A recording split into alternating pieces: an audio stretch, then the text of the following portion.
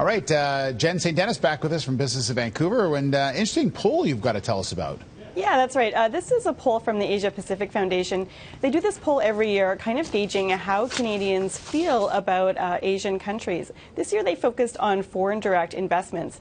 That's when a company based in one country has a controlling interest in a business based in another country. So let's take a look at some of those results and see how Canadians feel about foreign direct investment. So they're pretty comfortable with this kind of investment coming from most of the major Asian economies and from the U.S. So here we see 78% support of investment from Japan, 77% support for investment from the United States, and then pretty high support also for South Korea and India.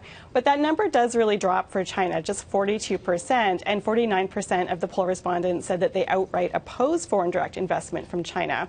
Now, this poll also showed that Canadians have some misperceptions about just how much foreign direct investment China has in Canada. So Canadians thought Chinese companies own 25% of the foreign direct investment. They actually just own 3%.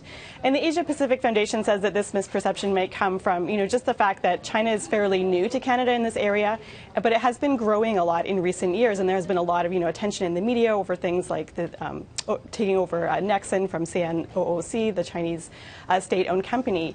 Now, this poll really shows that Canadians are still pretty skeptical about Chinese companies. They tend to associate them with phrases like environmental damage and unfair labor practices. So the Asia Pacific Foundation says that, Chinese companies who are in Canada, who are kind of making these first forays into Canada, really need to make a big effort to show that they are making a positive contribution to Canada. Steve? All right, Jen, thank you very much. Okay. Jen St. Dennis with us this morning from Business in Vancouver.